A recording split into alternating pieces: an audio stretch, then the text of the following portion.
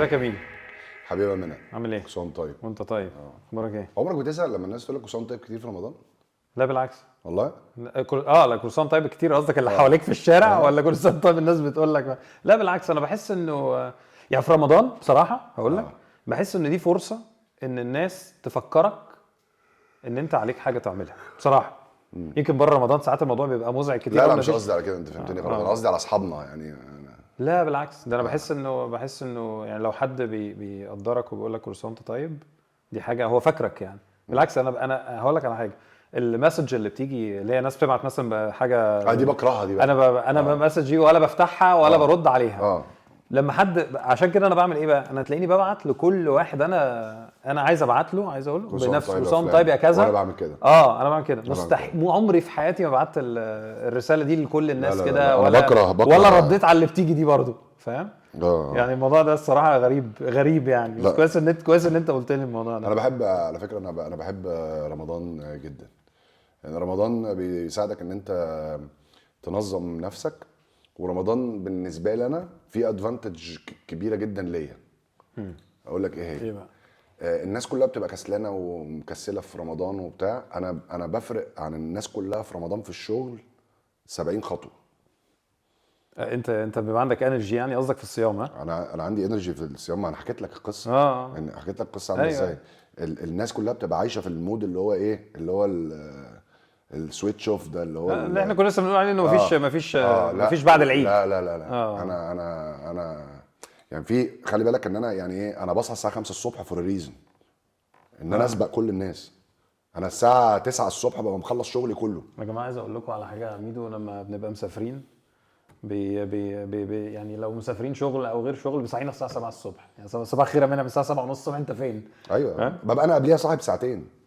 انا بصحى الساعه 5 الصبح اصلي الفجر واقعد امسك ورقه وقلم وافكر وهنعمل ايه، الناس دي هنسبقهم ازاي، الكومبيتيتورز اللي حوالينا دول هنضربهم ازاي. ومش شرط ان احنا نضربهم، الناس اللي حوالينا دول نقدر نتعاون معاهم ازاي ونكسبهم ونكسبنا. يعني نكسب ونكسبهم. بس انت مش بتنام بدري يا ميدو؟ انت مش من الناس اللي بتنام بدري؟ لا بنام بدري دلوقتي. بس دلوقتي بنام بدري يعني. بس انا بصحى 5. بس انا بحس انك حتى لو نمت متاخر بتصحى بدري. بس انا يعني ده اللي انا شفته. بنام بدري دلوقتي، بنام بدري. طب انا الحلقه النهارده فيها شويه حاجات كده مختلفه بقى. نلعب بقى دلوقتي. انت لعبت مع كابتن حازم، لعبت مع لعيبه كتير جدا، بس لعبت مع كابتن حازم امام. كابتن حازم امام انا بشكل شخصي يعني راجل بحبه جدا جدا، وكلاعب كوره مفيش حد في مصر ما بيحبوش. بس انت لعبت جنبه. فانا عندي فرصه كده اسالك لغايه اما كابتن حازم يجي ان شاء الله. انت كلمني الاول عن حازم امام، لعيب كوره عامل ازاي وانت جنبه في الملعب؟ يعني انت بتبقى حاسس ايه وانت جنبه في الملعب؟ وانا اسالك سؤال تاني. تقييمي لحازم يعني كلاعب كوره. طيب حازم كان عنده ميزه ما جاتش في ولا لعيب في مصر الا حماد عبد اللطيف، انه بيعرف يتصرف في الكره في الزحمه. فكان دايما لعيبه نص الملعب والباكات وكده لما بيبقى فيه ازمه بيدوروا على حازم، لان حازم هو اللي هيعرف يخلصهم يخرج من الزحمه بالكوره، يخرج من الزحمه بالكوره. دي ميزه حازم. كان عنده ميزه تانية ان هو على طول بيلعب لقدام. فانا كنت بتبسط قوي ان انا العب مع حازم. وبصراحه برضه ابو تريكه ابو تريكه برضه من اللعيبه اللي انا كنت بحب العب معاها، لان لعبه ايجابي. ابو تريكه كان على طول يبص، على طول يشوفك بتتحرك يروح عاملها لك. صح. فاهمني؟ مش بياخد الكره ويلعبها على جنب ويجري في ال 18. لعبت مع لعيبه كده. ايوه لا انا عارفهم. في لعيبه كتير كده، بس حازم وابو تريكه كانوا افكتيف. الاثنين مختلفين، بس حازم هرجع لحازم يعني. حازم كان دي ميزته. لكن حازم لو كان السبورت ساينس متطور بشكل كبير جدا في الوقت اللي كان بيلعب فيه حازم كان هيبقى لعيب مختلف. وبتكلم هنا على السايكولوجي ان هم يخلوه اقوى، وبتكلم على فيزيكلي طبعا. فيزيكلي حازم لو كان اشتغل على نفسه فيزيكلي ان هو بقى اقوى. حازم امام موهبه عظيمه طبعا، موهبه رهيبه. لا رهيبه مرعب يعني. يعني ان هو التسليكه اللي بيعملها. ايوه هي دي ما هو ده اللي بقول عليها مرعب. انا لعبت كل اللعيبه اللي انا لعبت معاهم. الوحيد اللي لعبت معاه بره بيعرف يعمل التسليكه دي توتي. اللي هو عنده 17 عين ده توتي، اللي هو يعمل كده ويروح موديك بكعبه. توتي. انما كل اللعيبه طبعا اللي لعبت معاها الثانيه لعيبه يعني النجوم منهم كلهم لعيبه عظيمه جدا، بس ما كانش فيهم الميزه دي. حازم كان فيه الميزه دي. وتاني حازم كمان زي ما انت بتقول في التسليكه دي الناس كلها بتعملها وتحس ان انت عارف ان هو هيعملها. حازم بيعملها وانت مش فاهم ان هو بيعملها. حازم كل الكلام الحلو اللي انا قلته عليه ده، بس كان عنده مشكله كبيره جدا برضه في الملعب. هي was too nice.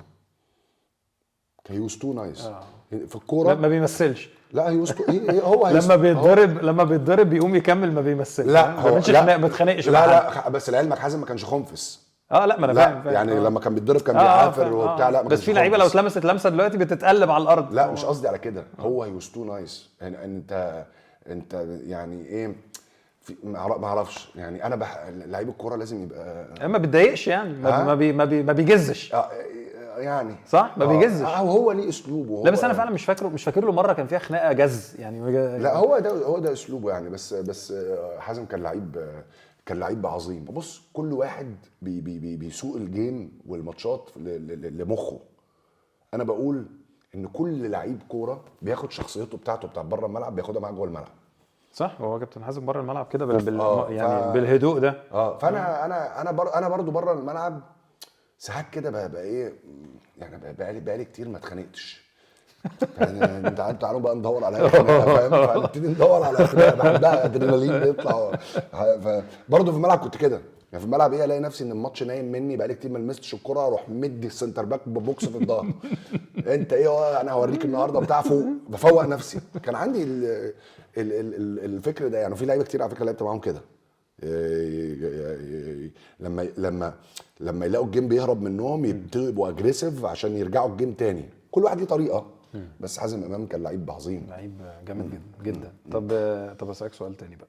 شيكابالا لعبت جنب شيكابالا ودربته طبعا. صح؟ ايه رايك فيه؟ لعيب عظيم. شيكابالا unbelievable talent. اشول، سريع، جود فينيشر.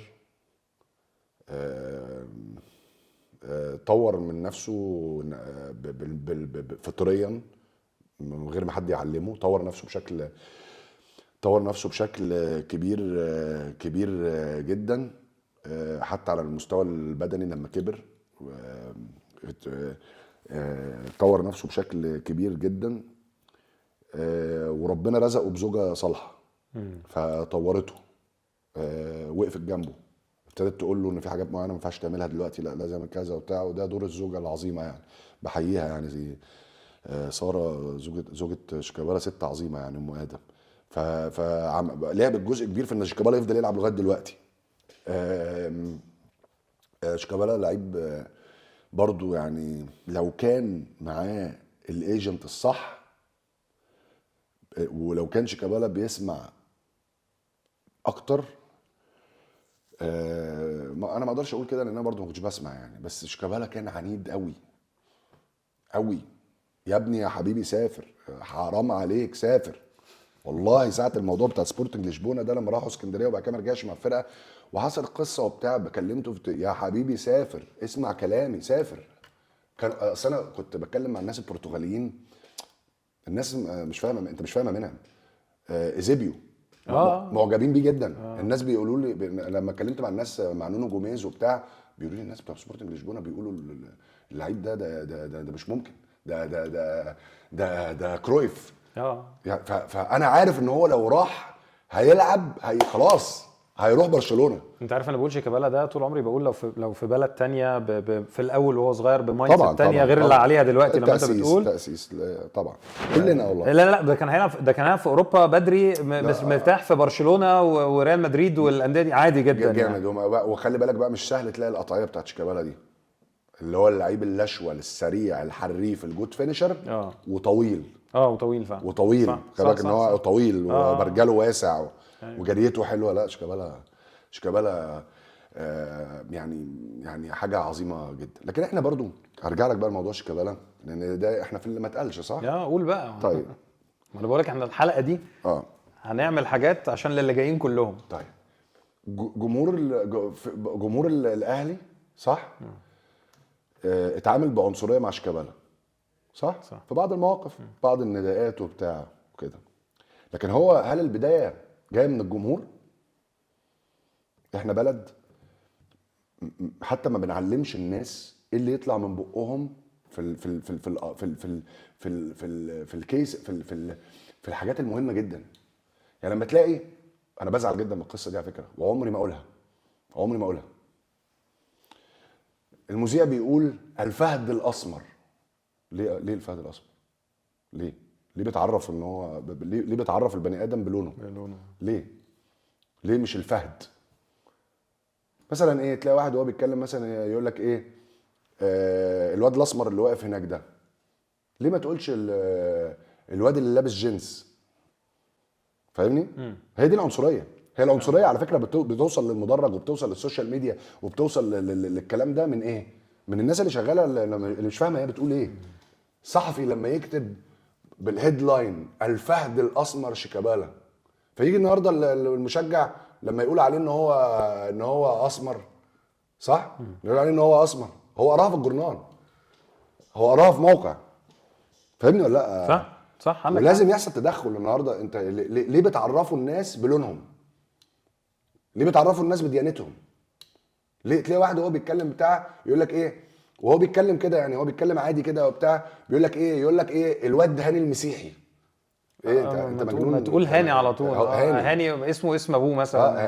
هاني اللي ساكن في الحته الفلانيه، او هاني اللي صاحب فلان. انت فاهمني قصدي ولا لا؟ دي بقى دي انت النهارده انت النهارده بتتكلم بتقول انت ليه الناس العامه اللي في الشارع بيتعاملوا بالشكل ده؟ لان هم بالنسبه لهم الموضوع بقى تلقائي.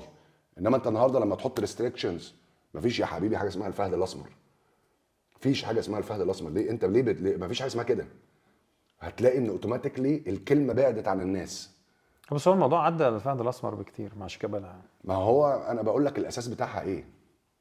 يعني انا بقول لك الاساس بتاعها ايه. تعتب على المدرج، تعتب على المدرج، لكن الفكر بتاع المدرج او الفكر بتاع الناس ده جاي منين؟ جاي من الاعلام ومن الناس بتتكلم ازاي بتعرف اللاعب ازاي. يعني هل انت مثلا في الزمن ده مثلا عمرك تشوف مثلا في انجلترا مثلا او في امريكا او كده، مش بقول ان هم ما عندهمش عنصريه، عندهم عنصريه. لا عندهم طبعا، بس صح ما حدش. بس هل مثلا تقدر تشوف مثلا في هيدلاين مثلا تقول مثلا ان ذا كولرد فوتبولر مثلا سول كامبل؟ هل حد يقدر يكتب كده؟ لا طبعا مستحيل. او ذا بلاك مستحيل. طيب يعني ليه احنا مش كده؟ عمرك شفت مثلا ان حد في انجلترا مثلا يكتب ذا كريستيان ديفيد بيكهام ذا كريستيان ستار، او ذا مسلم محمد صلاح؟ يعني عمرها ما اتقالت كده. عمر ما حد يقدر يقول كده. ما حدش يقدر يقول، يعني ما حدش يعرفه ان هو اللعيب المسلم. لا يعني فاهم؟ لا ممكن هو بيتكلم مثلا على توبيك مثلا رمضان ان هو هيز فاستنج كوز هيز مسلم، فاهمني؟ انما ما يقدرش يعرفه ان هو ده مسلم صلاح. صح. انا فاكر ان في قصه معاك حصل، انا هرجع لشيكابالا وحازم، بس انا فاكر ان في قصه حصلت معاك. بس الكلام اللي بقول لك ده صدقني مهم جدا. لا لازم نتغير فيه. احنا عندنا مشكله كبيره جدا ان احنا بندرس لاولادنا، ودي بقى قصه، في المدارس بيدرسوا مواد اتفه بكتير في حياتهم من الحاجات الرئيسيه. بتسال الاسئله دي في البيت والله. لا يعني بيسالني وانا بدرس ليه ولادنا ما بيدرسوش ماده اسمها هيومانيتي، الانسانيه، ازاي ان انت تبقى انسان، ازاي ان انت تعامل الناس والله حلوه جدا. تمام. ليه ما بيدرسوش ماده اسمها النيوتريشن، ياكلوا ايه وما ياكلوش ايه، وايه المفيد ليهم وايه الغلط عليهم وهم صغيرين، صح. وهم في البرايمري سكولز، ليه ما بيدرسوش الكلام ده؟ ليه بتدرس لعيل صغير اقتصاد واحصاء؟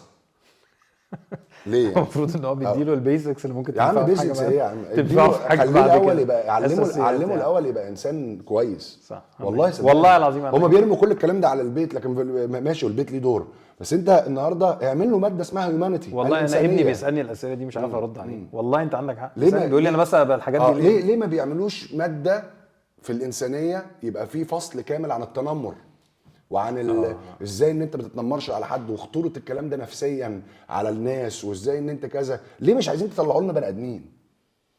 ليه مش عايزين تطلعوا لنا بني ادمين بتحترم بعض حاجات كتيره ميسنج عندنا، وعلى فكره مش هتتصلح. مش هتصلح. انت حتى المدارس اللي جايه لك باللايسنس بتاعت المدارس بتاعت بره وبتاع، هو في الاخر على الارض بيطبق نفس الكلام اللي والاخطاء اللي موجوده. عارف كان عندي حكايه شهيره كده، كان دايما وانا من اول بدات الكارير بتاعي يعني في كوربريتس كتير، كان خالي دايما، هو راجل كان اشتغل قبلي في مالتي ناشونالز وحاجات كتير قوي، فلما جيت اقول مثلا رايح المكان الفلاني مالتي ناشونال، يقول لي يا ابني مالتي ناشونال فين؟ يقول لي، اقول له هنا كذا في مصر بتاع شوف، يقول لي بص يا حبيبي اللي بيشتغلوا فيها مالتي ناشونال، اقول له لا يعني في مصريين وفي مثلا واحد اتنين، يبقى خلاص بقت مصر. بص يا حبيبي طول ما هي قاعده هنا في مصر واللي قاعده جنبك عفاف ومين ومش عارف تطلع الدور الرابع يا مصري. المالتي ناشونال ده هناك لما تبقوا قاعدين مالتي ناشونال مع بعض يخلوها يقلبوها بلدي. ايوه بالظبط كده. طب ارجع بقى بس لحازم وشيكابالا. انت دلوقتي عرفتني حازم وعرفتني شيكابالا. احنا السؤال دلوقتي بتاع كل مره في الحلقات اللي جايه لكل الضيوف اللي جايين لازم يبقى فيه سؤال كده من اللي ما اتقالش. انا عايز اسالك، حازم احرف ولا شيكابالا؟ لا يعني خلينا، طب اقول لك السؤال بشكل مختلف، مين اللي ينجح في اوروبا اكتر؟ ولا انا هسيبك تقول اللي انت عايزه، لا وهسالك مين اللي احرف في الاخر. اللي احرف في الحاجات الضيقه حازم، بس في الحاجات اللي هي 1 تو 1 ببيربز عارف يعني ايه؟ يعني برقص ايجابي يعني عشان اروح في حته، ارقص عشان اشوط، ارقص بتاع شيكابالا. انما 1 تو 1 والحاجات اللي هي السكيلز والكلام ده حازم، اراهن ان حازم. بس الحاجات الضيقه ان هو يخلص نفسه من وسط اتنين وبتاع حازم. انما الحاجات اللي هي بيربز شيكابالا. ماشي. انت هما الاثنين لعيبه مختلفين على فكره. انا هعديها لك عشان انت راجل نجم اللي ما اتقالش.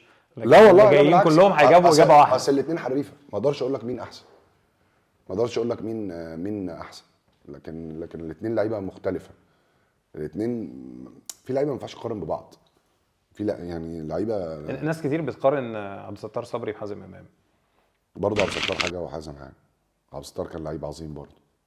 لا بنتكلم على 3 في تاريخ الكوره في مصر. خلي بالك عبد الستار ده كان ذكي جدا. عبد الستار ده كان ذكي جدا في الملعب، ابن لذينه، بيعرف يفضي نفسه في حتت يعني. بص بقى، وهي دي الموهبه الفطريه اللي ما حدش علمها له خالص. عبد الستار صبري ده في التمرين على طول، حتى لما تشوفه تلاقيه على طول بيبص حواليه. هو اوتوماتيكلي كده، زي ما كان جوارديولا بيتكلم عن ميسي. السكاننج اللي بيعملوه في لاماتسيا ده وبيعملوه في اياكس وبتاع. عبد الستار صبري ده ما حدش علمه له، بس هو سبحان الله لو بصيت عليه وهو بيلعب هتلاقيه على طول بيبص حواليه، بيسكان، بيشوف هو يقف فين، وتلاقيه واخد خطوتين. كان ذكي جدا. وانا عبد الستار صبري ده كان ذكي جدا في ان هو بيكوبي اللعيبه اللي بيتفرج عليها. فلما بيشوف حاجه بيتعلمها ويعملها ويفضل عليها ويعملها. وانا كنت كده على فكره. كنت اقعد ورا حاجه وانا صغير، افضل وراها لغايه ما اتعلمها. فاهمني؟ يعني عبد الستار صبري مثلا شاف الحركه بتاعت اوكوشا اللي هي بتعمل، اللي هو بيعمل كده دي وبيعدي. ايوه. اوكوشا اول واحد عملها، بعديها بشهر عبد الستار راح عاملها في ماتش المنتخب. اكيد كان بيتمرن عليها كتير. شافها عملها. انا مره زمان وانا صغير وانا معدي من جنب الملعب كده، شفت خالد غندور بيعمل حركه بكعبه كده، بيعمل كره بكعبه كده وبيعليها. عارفها. قعدت شهر في التمرين امسكها واعملها لغايه ما عملتها. كان لعيب جامد قوي برضه. بندق كان لعيب جامد طبعا. جامد جدا. طبعا. فعبد الستار كان جامد طبعا. طب احنا في ناس سالتنا اسئله عشان اللي ما اتقالش، عشان كده انا بقول لك ماشي. انت ايه الحاجه اللي انت ما قلتهاش في الكيس بتاعت كابتن حسن شحاته؟ مفيش حاجه ما قلتهاش. لازم يكون في حاجه ما اتقالتش. والله مفيش حاجه ما قلتهاش. مفيش حاجه. كابتن حسن كان يعني انا شخصيا شايف، لو تسالني انا شايف ان ده موقف اصلا يعني كبر على الفاضي ساعتها. ده رايي. وخد سنين وبتاع، فاهم قصدي؟ بس يعني مفيش حاجه ما اتقالتش والله. قلت كل حاجه، صدقني قلت كل حاجه. قلت ان انا اول مره حصل مشكله ما بيني وما بين كابتن حسن وانا عندي 15 سنه. دي انا عارف. وقلت ان انا واحده من اللي عمق المشاكل ما بيني وما بينه موضوع ساعه منتخب الشباب، وان انا ما روحتش، كابتن جوهري ما طلبش ان انا اروح. وان قلت ان كان في ناس حواليه بيوقعوا ما بيني وما بينه. انا مره سالتك سؤال عن الموضوع ده، مش فاكر انت فاكره ولا لا. قلت لك انا احساسي ان اللي كبر المشهد ده ساعتها ساعه المشهد ان كابتن حسام لما جالك عشان انا دايما بشوف لو في 2 بيزعقوا مع بعض في الشارع هيفضلوا يزعقوا، بس لو في واحد دخل في النص هتحس انه بيحوش ما بينهم. بس صدقني الله، حسام حسن عمل كده بسلامه نيه. حسام حسن كان فعلا خايف، كان فعلا انك تغلط يعني. ان انا اغلط جامد. لان هو عارفني. هو عارفني كويس. يعني فاهمني؟ في حاجات كده معينه انا زيهم. لا انا مش بغلط كابتن حسام، انا بقول ان هو عملها. هو فعلا كان عايز يحميني. بس انا بحس ان ده حاجه من الحاجات اللي علت من المشهد، الصوره اللي علّى ان المشهد جامد. ان كابتن حسن قال لي تعالى لي، قال لي تعالى عايز ايه؟ المفروض الطبيعي ده اللي علّى المشهد. هو المفروض طبيعي ان ده مدرب كبير ما ينفعش كده، ما ينفعش تقلب خناقه ان هو تديله ظهره صح بالظبط او حتى تقول له كلمه خلاص وتديله ظهره، انما هو فعلا قال لي تعالى عايز ايه مالك فيه تعالى، فاهمني؟ صح. ده اللي علّى الموضوع. دي ما اتقالتش، مش موضوع كابتن حسن، دي ما اتقالتش. لا بالعكس ده قلتها بس الناس بتسالنا انت ليه وانت خارج كنت بتقول له كل مره كده؟ لا كنت مش بقول له كل مره كده، كنت بقول له كل مره انا كل مره انت كل مره انا لانه كان دايما اول تفكير ليه ان هو انا كانت القصه ايه بالنسبه لي يا منعم. على فكره انا كنت بلعب الماتش ده مصاب. ما انا عارف، فاهمني؟ انا عارف المعلومه دي. وكنت بس انا كنت ستيل احسن من متعب في الماتش. يعني متعب الماتش ده ما جاش خالص. ما لمسش الكوره لمستين، كنت انا بعافر وبتاع، ففنيا مش انا اللي اطلع، يعني فاهمني؟ متعب اللي يطلع. فانا ساعتها في دماغي كلاعب ما كنت على فكره ممكن يكون كابتن حسن كان مطلعني مثلا عشان عايز مثلا ممكن يشيلني للنهائي، ممكن ان انا هو عارف ان انا يعني مش 100% فيت، ممكن حاجات كتير. لكن انا التفكير اللي جالي في ساعتها طب ليه يعني ليه بتطلعني انا؟ يعني سيبني انا في الملعب. بس اقول لك حاجه، يعني طبعا المشهد اللي حصل ما كانش لائق بينا كلنا يعني، ولكن انا في النهايه الناس لازم تفهم حاجتين، ان انا ما كانش لسه تميت 23 سنه. ده حاجه الاولانيه. الحاجه الثانيه ان انا كنت بتخانق عشان افضل في الملعب اقاتل. صح. لا مفيش شك. يعني كنت خناقتي ان انا عايز احارب عشان خاطر مصر، وكنت بضحي بمستقبلي في انجلترا وفي توتنهام، وعارف ان الاصابه دي هتعطلني، بس ما ينفعش ان انا الناس دي تمشي زعلانه. ده كان فكري. بس انت ليه شايف ان هو كان كل مره بيفكر فيك انت الاول؟ لا يعني عشان كان في حاجات ما بيننا وما بين بعض. والناس اللي للاسف اللي حواليه ما كانوش بيصفوا الامور ما بيننا، كانوا بيزودوها. بس ما كانتش مشكله، ما كانتش حاجه فنيه يعني ايه؟ يعني كان عشان في حاجه بينكم وبين بعض ولا حاجه فنيه؟ لا هو كان بص كابتن حسن كان بيتجنن ان انا في لعيبه كتير في الملعب كانت بتدور عليا ببصيلي، لان انا كان شخصيتي قويه جدا. وكانت في لعيبه عارفه ان انا بعرف ان انا اتصرف في الكوره. فكان مثلا كابتن حسن عايز يبدا من تحت، فالحضري كان بيلعب كوره عليا على طول طويله. كابتن حسن الحاجات دي كانت بتجنن كابتن حسن، كانت بتخليه ان هو يعني ايه مش عارف يسيطر على الملعب بشكل كافي يعني. دي نقطه، بس دي يعني نقطه عريضه قوي يعني. فاهم. انما النقطه اللي كان في بقى، بص خلي بالك، كان عندنا كده حاجات برضو، ان احنا عارفين ان متعب وعمرو زكي وحسني واحمد فتحي وبتاع ولاد كابتن حسن واحنا ولاد كابتن جوهري، كان في كده قصه كده بايخه يعني. وانت شايف ان دي المشكله اللي عملت 2010؟ إيه؟ ان انت استبعدت في 2010 بنفس السبب؟ ما دي محتاجه حلقه تانية. ماشي. صدقني محتاجه والله حلقة ماشي. ما تحرقهاش. لا والله بالعكس، لا والله محتاجه حلقه تانية. لا والله خلينا ماشي. طب انا اسالك سؤال برضو من اللي ما اتقالش. انا يعني عندي معلومه كده ان انت كنت في وقت من الاوقات قريب لريال مدريد. طبعا. ما حدش يعرف الكلام ده. انا بقول لك ما حدش يعرف الكلام ده. انا عندي مش فاكر قلتها ولا لا. لا انا بقول لك انت ما قلتهاش. انا بقول لك انت ما قلتهاش، وعايز اعرف منك تفاصيل. يعني انا عارف عنها حاجات، بس انا مش عارف تفاصيلها كلها. انا عارف انك كنت قريب لريال مدريد، وانت قريب لريال مدريد رحت توتنهام. صح كده؟ طيب ليه ما رحتش ريال مدريد وايه اللي حصل؟ لا هو ما كانش عندي اوفر من ريال مدريد. بس انت كنت قريب، كان في ديسكشنز، كان في ولا كنت اعرف عن ديسكشنز. ايوه قول لنا انت. كنتش اعرف. لو كنت اعرف كنت طبعا كنت استنيت. اللي حصل ان انا مينو رايولا الله يرحمه قال لي كنت انا خلاص عايز، كان حصل ماتش السوبر ما بين روما وانتر، وتوتي قال انا هلعب بونتا، هلعب راس حربه، وانا خلاص كنت عايز ارجع توتنهام. نزلت انا مكان توتي واتغدنا 4-3 قصه كده يعني. هو الناس خلي بالك ما تعرفش، انت لما رحت روما كان في مشكله ان انت بعد ما رحت باسبوع المدرب اللي كان جايبك مشي يعني. ده في المره الاولانيه مش فولر مشي. فولر وفرانكو بالديني الفورمر دايركتور الاثنين مشي. فالمهم فكنت عايز ارجع توتنهام. مينو يقول لي ميدو ويت انا ام وركينج اون سمثينج، بس مش عايز يقول لي ايه، اقول له قول لي ايه. مينو كان كده رخم في الحته دي. بس كان راجل جامد قوي طبعا، كان جامد قوي. I can't tell you anything now كمان I'm working on something trust me. هو مينو كان كده شخصيه كده، وكلامه قليل وبيتكلم بيضرب فانا استعجلت، رحت مكلم مارتن يول من ورا مينو، وابتديت ان انا ومارتن يقول لي خلاص انا عايزك وقصه وبتاع. فايه مضيت لتوتنهام، ومضيت حتى ومينو مش موجود، وما اعرفش. بعت رافائيلا اللي هي ماسكه له شغله كله دلوقتي، رافائيلا المحاميه، بعتها تعمل العقد. وكان زعلان مني جدا ان انا ايه ما مش سامع كلامه. دانيال ليفاي وجون الكسندر الكلاب سكرتري جم مضوني من روما، خلاص مضيت. ركبت معاهم الطياره، نزلت في مطار ستانستد في لندن، خلاص مضيت في روما. فلقيت مينو مكلمني، وانا جالي مسجز ان مينو مكلمني، فكلمته. مينو قال لي وين رايك؟ قلت له ام ستانت جاست لاندن ان لندن. قال لي از دانيال ليفا وذ يو؟ قلت له يس دانيال. قال لي اديله تليفون. باز ذا فون. اديله التليفون. كنت مدي التليفون لدانيال. نو مان نو تشانس، نو فاكينج تشانس ميت، نو تشانس نو تشانس. وراح قافل السكه. لا فقلت له دانيال واتس جوينج اون؟ قال لي ريال مدريد عايزينك ان انت تروح. كابيلو وفرانكو بالديني عايزينك، وانا نو تشانس ان انا هسيبك. نو تشانس ان انا هسيبك. فقلت له دانيال يعني لو في بتاع. قال لي انسى، لو الدنيا السما اتربعت على الارض. مش ساعتها انا فاكر، حتى اعتقد يعني مش فاكر، انا لو من مكان لامينو رايولا هشنق نفسي. نيفر نو يعني. خلي بالك نيفر نو، ممكن تروح ريال مدريد، وطبعا كان حلم بالنسبه لنا في ريال مدريد، بس ممكن تروح ريال مدريد وما تنجحش وتبقى يعني في حاجات بتحصل في حياتك انت فاكرها ان هي مهمه جدا، ممكن تبقى اسوأ حاجه حصلت لك في حياتك. مش الموضوع. لا في لعيب مثلا، في واحد صاحبي لعب معايا في ويست هام، فرنساوي نص الملعب كده، فرنساوي، كان اسمه ايه؟ انا اسف ان نسيت اسمه. برضه راح ريال مدريد وما لعبش ولا ماتش، وكان اسمه ايه مش فاكر، كان في نص الملعب في وسام، كان فرنساوي، والكارير بتاعه بعد كده ابتدى يحصل له مشاكل. انا موافق معاك انك مش ندمان يعني، دي حاجه. لا موافق معاك على ده. لا ممكن تكون دي حاجه مفيش. انا يعني دايما نقله كانت كبيره برضو جدا. بص جدا. يا منام، مفيش لعيب كوره في تاريخ مصر وهو بيلعب مر عليه المطبات اللي انا مرت عليا. انا بقول لك بكل صراحه.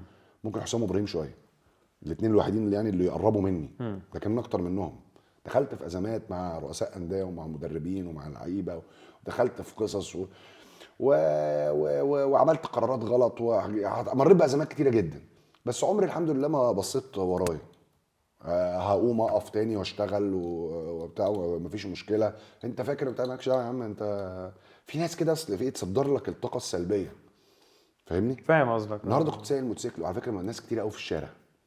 النهارده كنت سايق الموتوسيكل بتاع الحرب العالميه الثانيه. شفت انا بروقه دلوقتي، خلي بالك بغيره لسه. كنت سايق الموتوسيكل. سمعت انك طالع بيه السعوديه. رحت بيه النهارده، رحت بيه التجمع وجيت تاني. فالموتوسيكل طبعا ايه، خلي بالك موتوسيكل من الحرب العالميه الثانيه بجد. بجد والله؟ لا بجد، ده فاكرك بتهزر. لا ده من الحرب، ده موتوسيكل روسي، مكنه روسي. فالموتوسيكل خلي بالك الناس ما تعرفش عنك الجزء ده.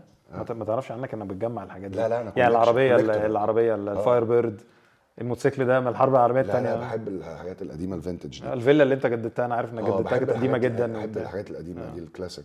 فالموتوسيكل ده ما بيدورش الا لما انافله، تمام؟ فالموتوسيكل لسه يعني حاجات بنغيرها فيه وبتاع. فالموتوسيكل ايه، بدوره بالمنافله، وقفت بقى في وسط منطقه شعبيه جدا في حي الاسمرات هنا ايه، في المقطم.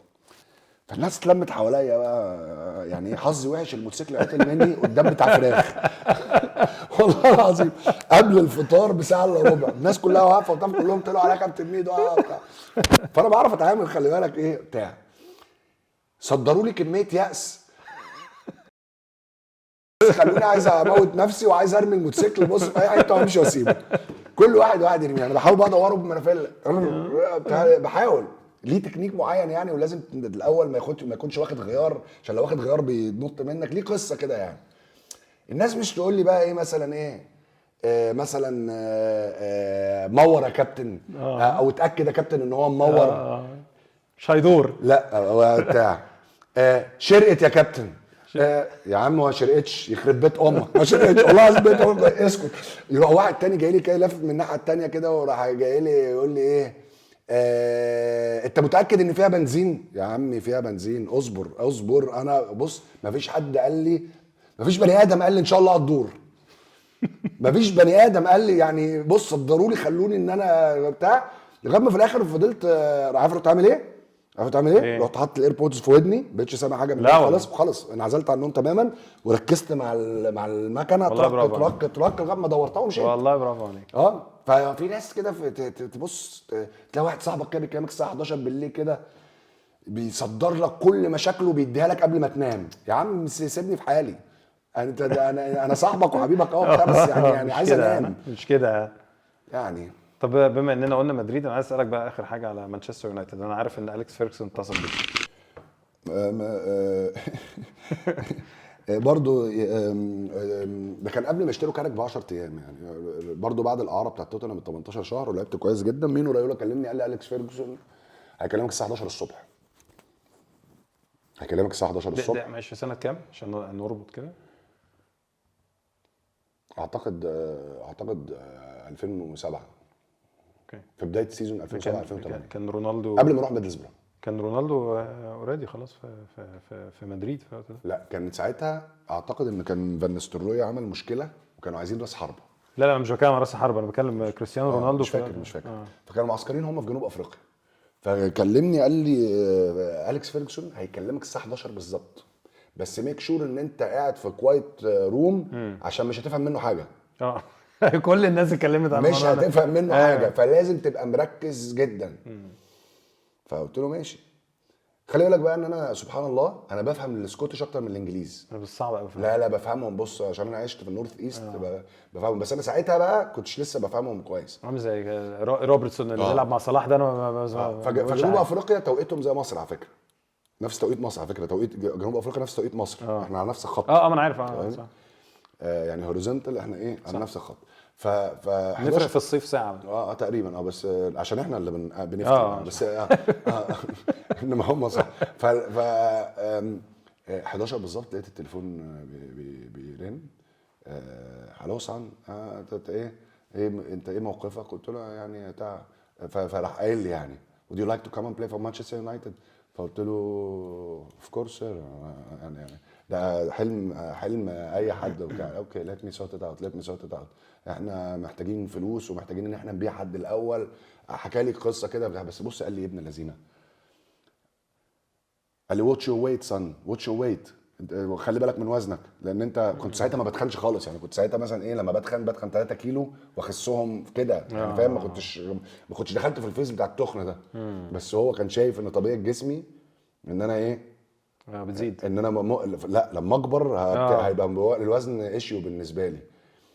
وقالها لي ساعتها في المكالمه دي، قالها لي.